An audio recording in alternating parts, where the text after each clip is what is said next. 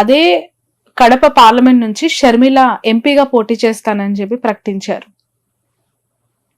Deposit వస్తే అదృష్టమే.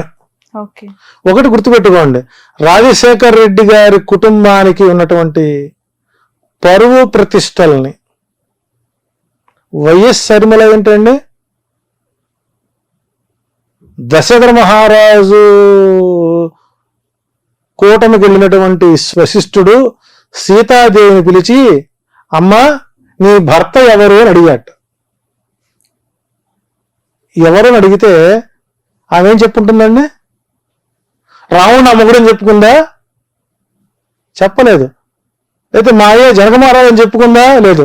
నేను దశరథ మహారాజు గారి కోడలండి అని చెప్పింది. దశరథ మహారాజు కోడలు అంటే నీకు పెళ్ళైనా నీవు నీ ఇంటి పేరు మార్చుకోకుండా నీ పుట్టింటి పేరునే పెట్టుకొని కట్టుకున్న మొగుడు యొక్క కుటుంబం యొక్క పేరు ప్రతిష్టలకి భంగం కలిగించే విధంగా నువ్వు వైఎస్ పేరు ఇంకా వాడుకుంటున్నావంటే ప్రజలు అక్కడ పిచ్చోళ్ళేం కాదండి.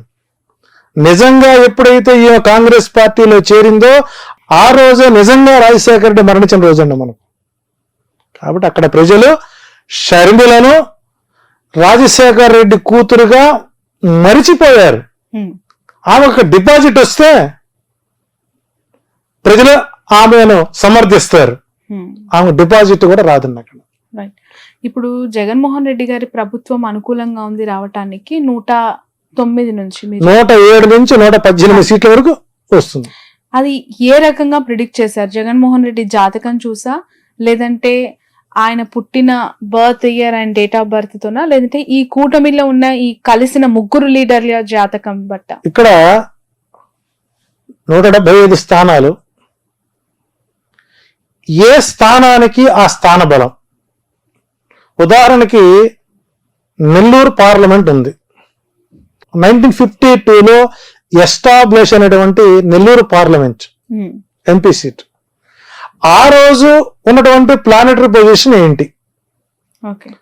యాజ్ పర్ యాజ్ మేధిని జ్యోతిష్యం ప్రకారం ఒక రాజకీయ ప్రొడిక్షన్ చేయాలి అని అంటే ఆ ప్రాంతం ఎప్పుడు ఎస్టాబ్లిష్ అయింది, ఆనాటి గ్రహస్థితులు ఏంటి, ఆనాటికి ఇప్పుడున్నటువంటి రాజకీయ నాయకుల యొక్క గ్రహస్థితులు ఏంటి, పార్టీ ఆవిర్భావం ఏంటి, వ్యక్తిగత జాతకం ఎంతవరకు దోహదపడుతున్నటువంటి నిర్ణయాలు తీసుకున్నట్లయితే 2019లో 151 సీట్లకి ఆ భూమండలం ఆయనకి యోగించింది.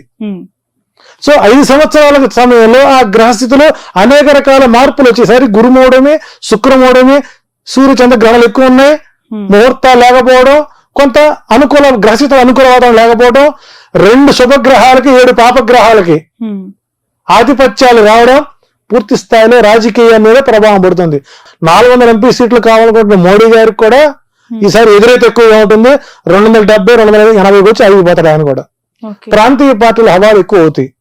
సో కాబట్టి ఒక నియోజకవర్గంలోని విజయ అవకాశాలు నిర్ధారణ చేయాలంటే ప్లస్ ఆ ప్రాంతంలో ఉండేటువంటి రేఖాగణితం మీద, లాంగ్ లాచిట్యూడ్ మీద, ఆ వ్యక్తి యొక్క అభిప్రాయం, ఆ పార్టీ యొక్క బలం, ఆ ప్రాంతాన్ని క్రోడీకరించుకున్నప్పుడు మాత్రమే చేయం. కాబట్టి రూరల్ ప్రాంతాలు, లేదా సముద్ర తీర ప్రాంతాలు ఉన్నటువంటి 900 కిలోమీటర్లు ఏవైతే ఉన్నాయో రేడియస్ అవుతుందో, సముద్ర మట్టానికి 180 అడుగులు ఎత్తున్నటువంటి ప్రాంతాలు ఏవైతే ఉన్నాయో ఇవన్నీ కూడా జగన్మోహన్ రెడ్డికి మేజర్ ప్లస్ గా మారుతున్నాయి. కాబట్టి విజయం, పార్టీ విజయానికి అవకాశాలు ఎక్కువగా ఉన్నాయి.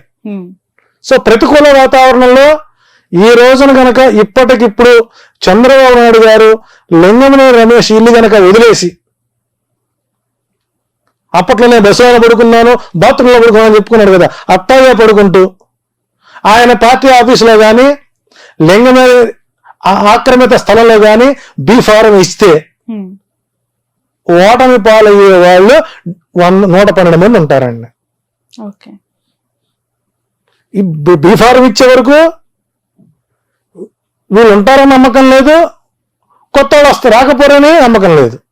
సో కాబట్టి మేధి దేశం ప్రకారం జగన్మోహన్ రెడ్డి డైమండ్ షేప్ లో ఆయన వజ్ర వ్యూహాన్ని అవలంబిస్తున్నారు. ఆ వజ్ర వ్యూహం ఎఫెక్ట్ ప్రతిపక్ష కూటమిపై పడింది కాబట్టి ప్రతిపక్ష కూటమి ఎనగలు చేసేటువంటి తప్పులే జగన్మోహన్ రెడ్డి విజయానికి పునాదులు అవుతాయని చెప్పొచ్చు. Right, okay. సింపుల్ గా చెప్పాలంటే వాలంటరీ వ్యవస్థ. నిన్నటిదాకా ప్రభుత్వపు సర్వెంట్స్, ఈ రోజున వాళ్ళు ఇండిపెండెంట్ క్యాండిడేట్స్. అప్పుడు ఆల్రెడీ మొదలు పెట్టారు, మేము ఫంక్షన్ ఇద్దాం అనుకున్నాం, చంద్రబాబు గారు సగ్గడ్డల రమేష్ గారి చేత ఈసీ కంప్లైంట్ ఇచ్చారు కాబట్టి మేము మీకు ఇవ్వలేకపోతున్నాం, ఇకపై మీకు సంక్షేమ పథకాలు రావు, దానికి మీ చంద్రబాబు గారు అడ్డుపడుతున్నారు కాబట్టి సంక్షేమానికి చంద్రగ్రహణం పట్టింది అని ఇప్పుడు స్వతంత్రంగా చెప్పే అవకాశాన్ని, ఒక కార్యకర్తగా మారే అవకాశాన్ని ఇచ్చింది ఎవరండి?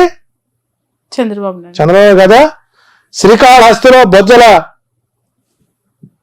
కొడుకు ఎమ్మెల్యే ఆస్పిరెంట్ వాలంటీర్లు ఉగ్రవాదులుగా పోలిస్తే గట్టి చెప్పిన అచ్చెన్నాయుడు, అదే ఆయన వ్యక్తిగతం, పార్టీకి సంబంధం అంటే ఆయన పొడి చేసే ఏ పార్టీ నుంచి? పొద్దుటూరులో ఒక తిరుగుబాటు బావుట ఎగరేసేటువంటి ఒక తెలుగుదేశం రెబల్ క్యాండిడేట్ వాలంటీర్లు గుడలేసి బజారు మీద కొడతాం, అది మీకు మైనస్ కాదా? ఆడవాళ్ళని ఎక్స్పోర్ట్ చేస్తున్నారు అని పవన్ కళ్యాణ్ మాడతాం ఎఫెక్ట్ కాదా? 2,30,000 మంది వాలంటీర్లు వాళ్ళ కుటుంబ సభ్యులు ఎంతమంది ఉంటారండి? వాళ్ళ బంధుత్వం ఎంతమంది ఉంటారు? ఇవన్నీ ఎఫెక్ట్ కాదా? లారీ డ్రైవర్కి ఇస్తే నీకెందుకు, అడుక్కోని ఇస్తే నీకెందుకు, టిప్పర్కి ఇస్తే నీకెందుకు? అంటే జగన్మోహన్ రెడ్డి వేసినటువంటి వజ్రాయుధంలో వ్యూహంలో కూటమి ఇరుక్కొని వాళ్ళు చేసే తప్పులు ఎదుటి వారికి విజయ అవకాశాలు వారికి వారే అందిస్తున్నటువంటి తరుణంలో జగన్మోహన్ రెడ్డి గారి విజయం సునాయాసం అవ్వచ్చు. అట్లాగని చెప్పేసి కూటమిలో వ్యతిరేకత వచ్చింది, ఫ్లెక్సీలు తగలబెడుతున్నారు, గుడ్డలు తగలబెడుతున్నారు, కార్యకర్తలను కొడుతున్నారు కాబట్టి మనం గెలిచాము అని గనక వైసీపీ కార్యకర్తలు రిలాక్స్ అయితే ప్రమాదం పొంచి ఉంటుంది. ఈ నిర్లిప్తత, ఈ అసహాయత, ఈ తిరుగుబాటు, ఈ ఉద్యమాలు, ఈ కొట్లాటలు, ఈ తగలబెట్టుకోటాలు ఇవన్నీ చంద్రబాబు నాయుడు ఆడేటువంటి ప్లాన్ సి. ప్లాన్ బి అంటే జనసేనని బీజేపీని ఓడించటం. ప్లాన్ సి అంటే వ్యతిరేకత ఉన్నదని ఒక కవరింగ్ ఇచ్చి కార్యకర్తలను మోహరించి వైసీపీ వాళ్ళని రిలాక్స్ చేయడం. కాబట్టి చంద్రబాబు నాయుడు గారు పోల్ మేనేజ్మెంట్ లో దిట్ట అని పవన్ కళ్యాణ్ గారు ఒప్పుకున్నారు. వారికి కావాల్సిన దాష్టికులు కావాలి, నాయకులు కాదు, సలహాలు ఇచ్చేవాళ్ళు కాదు, సూచనలు ఇచ్చేవాళ్ళు కాదు. చూడండి ఆ వీడియో చూడండి మీరు. నాకు దాష్టికులు కావాలి అంటే రౌడీ మొక్క కావాలి, తగలబెట్టేవాళ్ళు కావాలి, మడ్రలు మానభంగాలు చేసేవాళ్ళు కావాలి, లూటులు చేసేవాళ్ళు కావాలి. వీళ్ళ మన కర్మ రాజకీయ నాయకులు. సో కాబట్టి సంక్షేమమే జగన్కి శ్రీరామ రక్ష. నవరత్నాలే నవగ్రహాలై నవ పాలకులై జగన్మోహన్ రెడ్డికి అనుకూలంగా ఉంటుంది. అందులో శని ఈసారి మంత్రి అయ్యాడు, రాజు ఏం చేయలేడు. సస్యాధిపతి, రసాధిపతి, అర్ఘ్యాధిపతి, సైన్యాధిపతి శని అయ్యాడు. కాబట్టి శని ఎవరికి బలంగా ఉన్నాడంటే జగన్మోహన్ రెడ్డి బలంగా ఉన్నాడు. కర్షకులకు, శ్రామికులకు సపోర్ట్ ఎవరైతే ఏ రాజు అయితే సహకరిస్తాడో ఆ రాజ్యం సుభిక్షంగా ఉంటుంది. అప్పులు పాలైపోయింది. చాలకి చదివి చావండి ఒక్కసారి రాజకీయ నాయకులు. ఏ రాష్ట్రం అయితే ఆర్థికంగా వెనుకంజ వేసి ఉంటుందో ఆ రాజ్యంలో సంక్షేమం అందినట్టుగా లెక్క అని శ్రీకృష్ణదేవరాయల రాజ్యాంగంలోనే ఉంది, ఆయన రాజ్యపాలనలో ఉంది, చాణక్యుడు రాశాడు. కాబట్టి వీళ్ళు త్యాగాలకు మారిపోయారు, త్యాగ నిరతులు, పవిత్ర బంధాలు, అక్రమ బంధం ఎంత చెప్పాలంటే చంద్రబాబు నాయుడు గారికి, బాలకృష్ణ గారికి, లోకేష్ గారికి, వాళ్ళ తోడలుడికి, వాళ్ళ బామ్మడికి 5 సీట్లు, పురంధరేశ్వర గారికి 6 సీట్లు. వీళ్ళకి త్యాగాల మీద అవసరాలు లేవండి. పాపం నాగబాబు ఏం బాగా పనిచేశాడండి. నాగబాబు లైన్లో ఉంటే ఆ రాజమండ్రి హోటల్లో 320 రూము హ్యాపీగా పడుకున్నాడు వచ్చి ఆయన సీట్ అవ్వలేదు. రఘురామకృష్ణరాజు గారు తిట్టి తిట్టకుండా పెట్టినట్టు రఘురామకృష్ణరాజు గారికి సీట్ ఇవ్వలేదు. ఏం పాపం చేశారు చెప్పండి. బ్యాంకు లూటీలు చేసిన వాళ్ళకి, ఆర్థిక మోసాలు చేసిన వాళ్ళకి, సెక్స్ కాలు మన సెక్స్ రాకెట్ వాళ్ళకి ఇంకా చెప్పాలంటే రైతు ఉద్యమం పేరుతో పెట్టినటువంటి డబ్బుని స్వాధీనం చేసుకుని కాస్త బొజ్జగించి ఆయన కొలుకుపూడి శ్రీనివాస్ గారికి తరగాలు చేస్తా ఉన్న వాళ్ళకి రైట్. ఓకే, ఇది కూటమి అండి. ఏ భావజాలం ఈ కూటమి? కాబట్టి ఇవన్నీ ప్రజలు గమనిస్తున్నారు. మొట్టమొదట ఎప్పుడైతే ఫంక్షన్లు ఆపారో 1వ తారీఖున అది దానివల్ల మరికొంత ఓటు బ్యాంకుని వైసీపీ తెచ్చుకుంటోంది. కాబట్టి ఎదుటివాడి చేసే తప్పులు పక్కవాడికి లాభాలు అవుతాయంటంలో ఇదే తార్కాణం. Right. Thank you so much అండి జీవలన్ గారు, మీ అభిప్రాయాన్ని తెలియజేసినందుకు. ఎందుకంటే మేథని జ్యోతిషం అనేది చాలా కొత్త, దాని ద్వారా గెలుపోటములు వివరించారు ఇంతవరకు. ఏ నియోజకవర్గంలో ఎవరికి ఏ విధంగా ఉంది, విజయం ఎవరికి దక్కబోతుంది అనేది చూద్దాం. రాబోయే రోజుల్లో ఎన్నికలు అవుతాయి, రిజల్ట్ వస్తుంది. మీరు అన్న జ్యోతిష్యంలో మీరు అనుకున్న అభిప్రాయం నిజమవుతుందా కాదా అనేది కూడా చూస్తాం. Thank you so much for your valuable time. ఇది జీవీఎల్ఎన్ ఆచార్యులు గారితో స్పెషల్ ఇంటర్వ్యూ. ఆయన గత కొన్ని సంవత్సరాలుగా జ్యోతిష్య పరంగా అనేక విషయాలపైన తన అభిప్రాయాన్ని చెప్తూ వస్తున్నారు.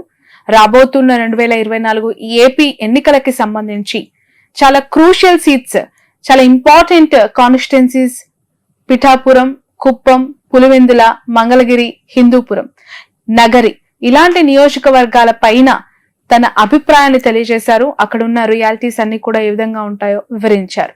సో ఈ జ్యోతిష పరంగా వచ్చిన ఆన్సర్ రేపు రియాలిటీకి ఎంతవరకు దగ్గర అవుతుంది, మ్యాచ్ అవుతుంది అనేది కూడా చూద్దాం. That's all for now. చూస్తూనే ఉండండి క్యూబ్ టీవీ నెట్వర్క్. ఇప్పుడు ఆపరేషన్ లేకుండానే మోకాళ్లకు ప్లాస్మా ట్రీట్మెంట్, మీ ఆర్థోపెడిక్ సమస్యలన్నిటికీ రోబోటిక్ టెక్నాలజీ ద్వారా తక్కువ ఖర్చుతో శాశ్వత పరిష్కారం, ఫ్రీ కన్సల్టేషన్, ప్రతి ట్రీట్మెంట్ పై 20% డిస్కౌంట్. ఈ ఆఫర్ కొద్ది రోజులు మాత్రమే, త్వరపడండి. V9 hospitals 9281465842.